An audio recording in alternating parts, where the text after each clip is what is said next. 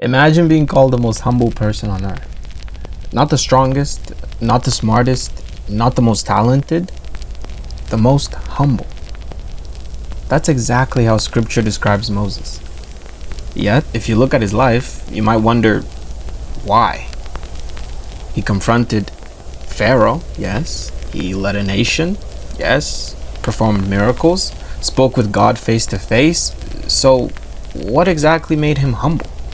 The answer isn't that Moses thought less of himself, but instead it's that Moses stopped making life about himself. And if humility is the key to walking with God, as the scriptures tell us, then Moses may be one of the greatest examples in all the scriptures.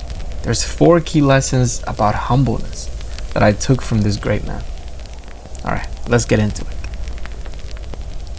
First is that humility surrenders the need to defend itself. The clearest example comes in Numbers chapter 12. Miriam and Aaron begin speaking against Moses.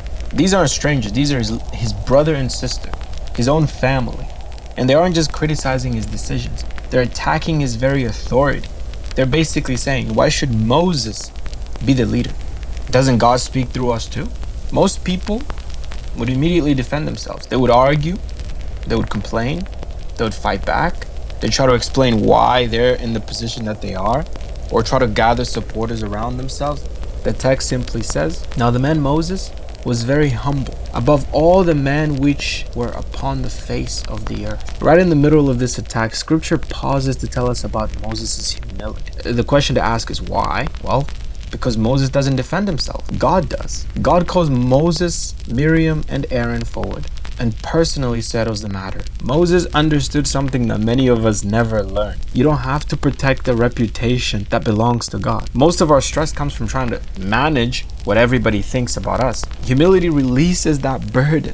The humble person can stay silent because they trust God to speak when it matters. You don't need to protect it. God is going to protect it on his own. The proud person must always have the last word. You don't need to have the last word. Moses teaches us that sometimes the strongest response is no response at all. You do not need to defend yourself against anybody or anyone or anything, because God is your defense. God is our defense. The next lesson that I took away was taking the place of a servant. One of the most surprising things that I saw while reading was just how many times Moses prayed for the people who constantly hurt him. Let me explain. Israel just got out of Egypt, and the moment they leave Egypt, they immediately start complaining. They complain about the food, about the water, about the leadership. At one point, they even wanted to go back to slavery in Egypt. Imagine that. Imagine sacrificing everything for people and having them constantly reject you. Then comes one of the most shocking moments in Exodus chapter 32.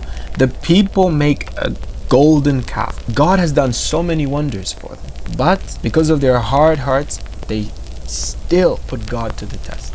God tells Moses he is ready to destroy the nation and start over through Moses. Think about that. God is offering Moses a fresh start, a new nation, a chance to become the new Abraham. God was ready to start free, to start completely new with Moses only. Everybody else was going to die. Many leaders would have accepted it. To be honest, I would have accepted it. After all, these people had caused nothing but trouble. Moses doesn't think about himself. He immediately begins interceding for them. He pleads for mercy. He asks God to forgive them. Later, he even says, "Lord, blot me, I pray, out of thy book. If you don't forgive them, take me out." Basically what he's saying, if they die, I die. If you kill them, kill me too. Wherever you're going to take them, take me as well. That's humility. Humility is not asking, what do I deserve? Humility is asking, how can I serve? Because you're not here to talk about what you deserve. You're here to serve. That's what Ecclesiastes chapter 12 tells us, right? Everyone is made for one purpose, to serve God. Moses continually chose the burden of serving God's people instead of seeking personal greatness. There are many examples of that. But just this lesson, this understanding that we are supposed to be in a position of servitude. In every situation, esteem others better than yourself. In every situation. What an important lesson. A key lesson. Something that many of us, number one, need to learn. Lesson 3 is something that I have struggled many times, and it's accepting correction without excuse. One of the hardest tests of humility comes when we are wrong. In Numbers 20, God tells Moses to speak to the rock. This is a very memorable event. Instead, Moses becomes angry and strikes the rock. Water still comes out, the miracle still happens, but Moses, he disobeyed God. As a result, God tells him very plainly, you will not enter, talking to Moses and Aaron, you will not enter the promised land. Now, let me set up this scenario. Okay, imagine hearing that after 40 years of leadership. And on top of that, your sister just died. And this whole event just happened. Your sister dies, the people are mad at you, angry at you.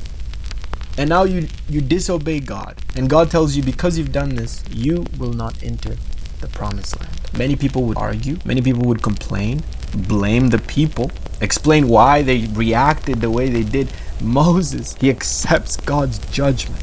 He continues serving faithfully until the end, even knowing he will never receive the reward he spent decades working toward. That's remarkable. That's near impossible to do. Many people serve God only as long as they get what they want. Moses continued serving even after learning he wouldn't enter Canaan. Humility values obedience more than personal reward. The humble person would rather lose a blessing than lose submission to God. But I wondered, when I was reading this, what was the key that ties all of these things together? And the last key lesson, which is the most important thing, humility, knows it is nothing without God. The foundation of Moses' humility appears at the burning bush, at the very beginning in Exodus chapter 3. When God calls him, Moses doesn't say, "You know how long I've been waiting for this?" as many would. Instead, he says, "Who am I?" Moses understood something essential. He knew he wasn't enough. God never answered by telling Moses how great he is, or how much he can do this, or how much he can achieve. Instead, God said, "Certainly, I will be with you." The answer wasn't Moses. The answer was God's presence, the certainty of God's presence. Throughout his life, Moses kept this perspective. In Exodus chapter 33, he says, "If your presence does not go with us, do not lead us from here." Moses knew success without God is failure. A promised land without God was worthless. Miracles without God, worthless. Leadership without God, worthless.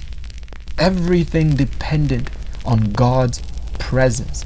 Doing anything without God is worthless. You can rise as far as you possibly can, but without God, it's meaningless. True humility is not saying, "I am worthless."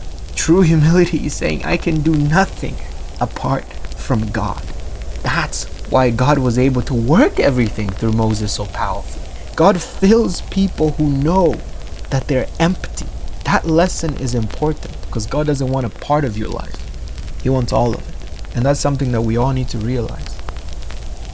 Now, something that I found very interesting is at the end of Moses' life, Scripture doesn't celebrate his military victories. It doesn't emphasize his intelligence. It doesn't even focus on the miracles. Instead, it says, now the man Moses was very humble. That was his greatness. He surrendered the need to defend himself. He chose to serve others. He accepted correction. He knew that everything depended on God's presence. The closer Moses got to God, the less important Moses became. And maybe that's the secret to humility. Not thinking less of yourself, but not pretending you have no value, but becoming a focus on God, that your own importance fades into the background. Because the people God walks closest with are the people who know they cannot walk without him. I like a verse in Micah chapter 6 verse 8. That was Moses. And that's still the path that God calls all of us today. Thank you very much for watching this far, and like and subscribe, leave a comment below about what you think, and I'll see you in the next one.